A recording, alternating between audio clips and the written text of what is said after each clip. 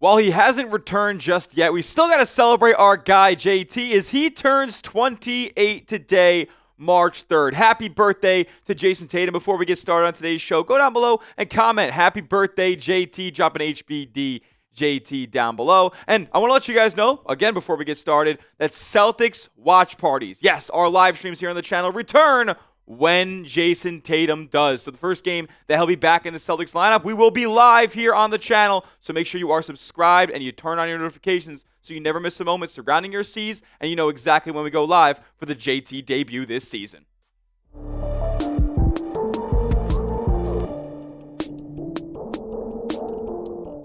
Brad Stevens and Joe Mazzulla did it again. What's going on, Celtics fans? You're watching Celtics Today by Chat Sports. I'm your host, Tyler Smith, and fantastic news over the last two games for your Boston Celtics, not only involving Neemias Queta, but also Hugo Gonzalez as just the latest in the Brad Stevens, Joe Mazzulla reclamation projects in this league.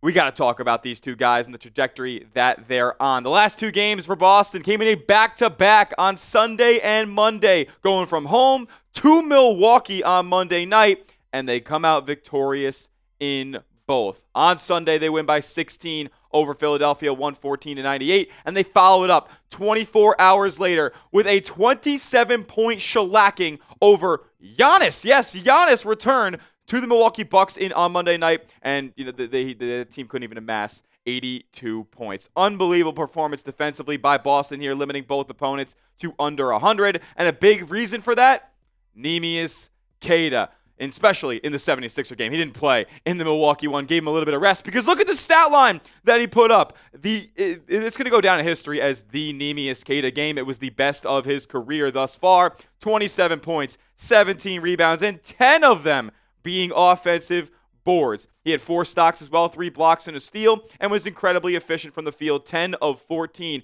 Even hit a couple of acrobatic layups that we normally don't see from Neemias Queta. Everything was falling his way. And look, in this game, it was history-making for Neemias Queta as a Boston Celtic. The first Celtic since Robert Parrish, the Chief, to hit 25 points and 10 offensive rebounds in a single game.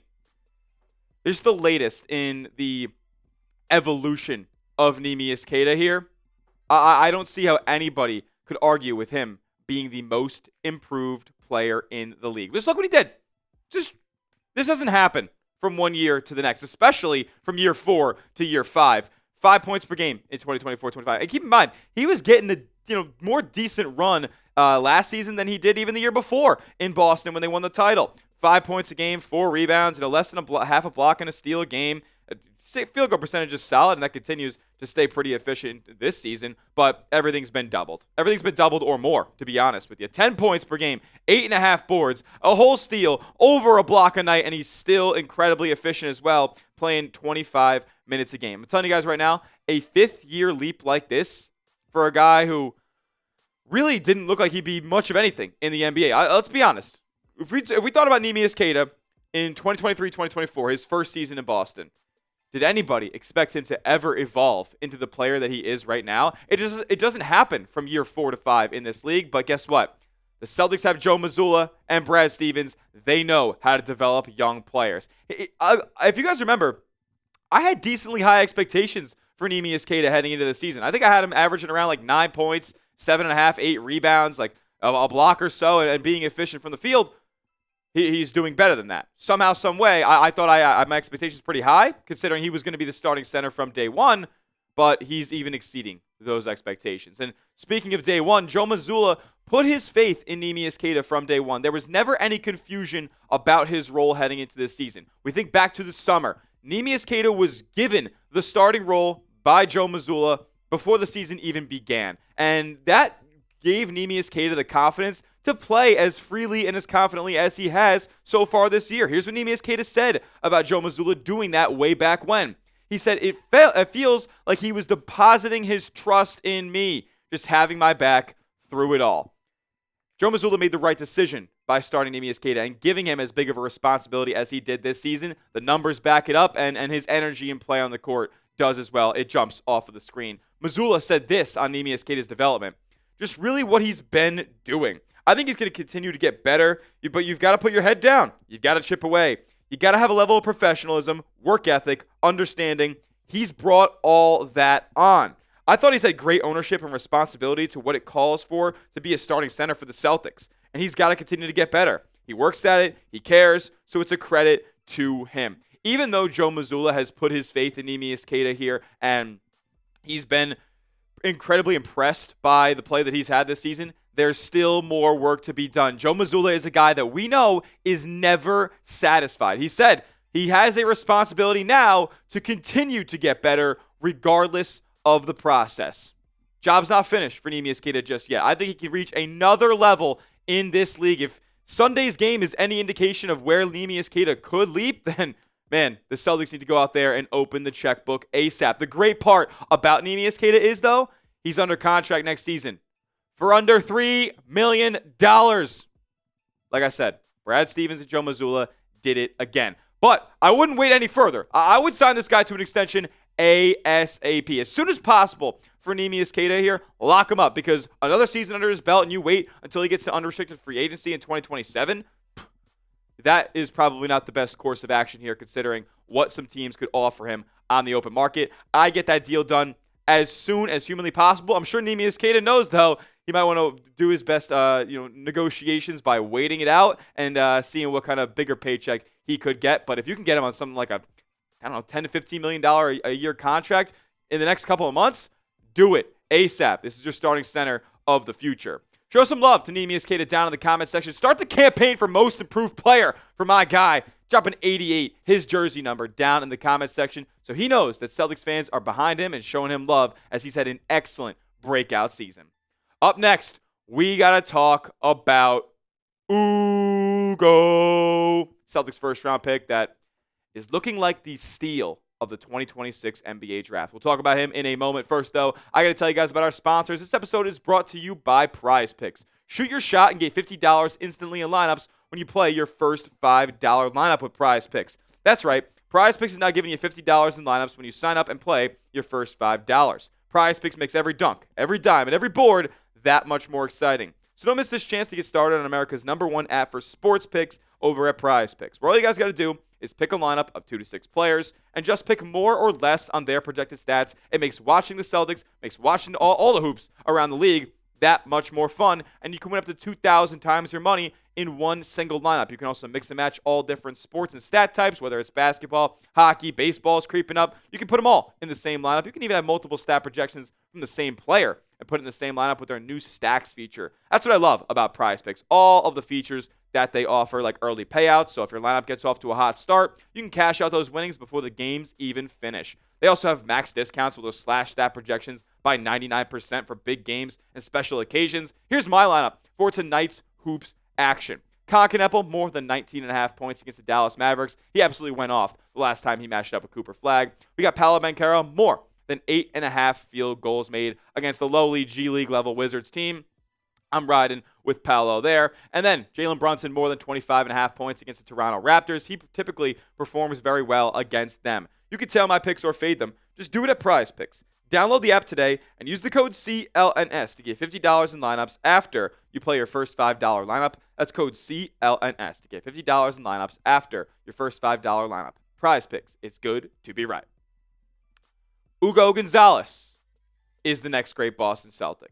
When Jayson Tatum and Jaylen Brown are old and gray and they end up handing the keys to somebody else for this franchise, it's going to be him. Hugo Gonzalez is the next great Boston Celtic. He's not doing it every single night. He's not playing 30 minutes every single night. He's not contributing at the highest level every single night, but the flashes are there. And on the second night of a back-to-back, matching up with Giannis in his return, defending him one-on-one, Hugo Gonzalez maybe had the best game of his career. 35 minutes, 18 points, 16 rebounds, 5 of them were offensive as well. 5 stocks. I think he had, 3 steals and 2 blocks, or 2 steals and 3 blocks? Regardless, the guy makes impacts on the defensive end. Was decently efficient from the floor as well. 7 of 15, 3 of 8 from deep. Not too bad there for Hugo, but we know his calling card is the defense and the energy and the 50-50 balls and the basically the counting stocks like he did against Milwaukee, just disrupting everything on that side of the floor. He is so exciting to watch because he's moving at a million miles an hour every single play. Sometimes that's, what does him in and what gets him in a little bit of trouble, but you can't teach the type of effort and hustle that Hugo Gonzalez brings to the floor every single game. Here's what he said about the win over Milwaukee. We got our standard, and we just want to maintain it every single game. We don't like to make excuses. Obviously, we got some really, really important players, starting important players that were out with illness or resting, and I think we got a really good spirit and took a difficult win after 2 games in 20 hours. Like I said, man, you can't teach heart. You can't teach knowing where you need to be on the basketball court. You can't teach the sense of, oh, I got to move. I got to space out. I've been standing around too long. I got to go find another spot on this court to be effective. You can't teach the hounding up and down the court 95 feet that Hugo Gonzalez provides game in and game out. And speaking of that pickup defense, he's being entrusted to guard some of the best players in all of basketball. Some of the best players in basketball history. This is just over the last 8 days. Hugo Gonzalez has defended Giannis Antetokounmpo one-on-one, Luka Doncic one-on-one, and LeBron James one-on-one.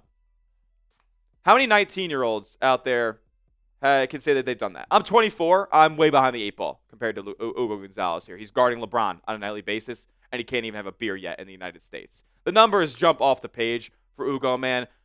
Like, some of the net rating and on-off stuff, I get it because, he doesn't play every single game, and he's not a starter, and he's not always playing against starters. But the net rating and on-off numbers for Hugo Gonzalez are stupid, man. This is minimum 700 minutes, excluding garbage time, by the way. So it's not, any of the last few minutes of a game in a blowout. Hugo Gonzalez is number 2 in the NBA in terms of net rating for on the court versus off the court. Number 2 in the NBA to a 3-time MVP. I'm not sitting here saying Hugo Gonzalez is going to be a 3-time MVP. I think it's going to be a long time before he really develops a consistent offensive game. But all the tools are there, and based on everything we've seen with Hugo Gonzalez thus far, he's going to make those adjustments and refinements in his game and be a much more polished player. I don't know, by the time he's 22, he's only 19 right now. It's utterly ridiculous. And my guy Dick Lipe over at NBC Sports Boston had a crazy stat. He had a bunch of crazy stats. We'll actually run through one more before we wrap up today's show. Hugo Gonzalez is only the second Celtics rookie to have at least 18 points, 16 rebounds, 3 steals, and 2 blocks. The other one? Oh, yeah. Larry Bird against the Detroit Pistons back in 1979. That is absolutely ridiculous. So we got Neemias Queta, who is having the best Celtics stat line since Robert Parrish, and then Hugo Gonzalez having the best Celtics rookie stat line since Larry Bird. Yeah, I think the C's are all right. Both Hugo and Neemias Queta, by the way, are top 20 in D LeBron, one of the advanced analytics that really paints a good picture of how good of a defender you are. It does factor in a good bit of your team defense as well, but I think it's a better metric than defensive rating to determine how effective a player is on that side of the court. Neemias Queta is 5th in the NBA in D LeBron. Hugo Gonzalez is 18th. These guys make an insane impact. Derek White also in the top 20 as well. But these 2 young cats make an insane impact, and I'm so excited to see them continue to flourish and improve in this Boston Celtics team. They're both under contract for under $3 million in 2026, 2027. With that being said, with what we've learned, what we've seen over the past few weeks with this Boston Celtics team, historically an anomaly. No pun intended. Shout out JT. Can the Celtics win the NBA Finals? Why for yes and for no? Do you believe that Boston can do it all in what a lot of people were calling a gap year? Comment down below what you think. I'll tell you right now, they absolutely can if Peyton Pritchard hits a shot in the last 2 seconds of a game. The last stat we'll go over today. 14 straight wins when Peyton Pritchard makes a basket in the final 2 seconds of a quarter. That's just a ridiculous stat. I don't know what that correlates to or anything like that, but if Peyton Pritchard is hitting a clutch shot, the Celtics are going to win the basketball game, and I'm very excited to see this team at full strength here. Hopefully, it's in the next few days. I would think no against Charlotte on Wednesday, but Friday against the Mavs could be the return of one Jayson Tatum. That will do it for today's show. Give me a follow over on Twitter at Tyler J. Smith. 2 H's because the name's common, but I am not. And make sure you're subscribed to the channel as well. YouTube.com/CelticsTV for the latest and greatest on your C's. We'll be live again for the JT debut. We'll see you guys then. And as always, let's go C's.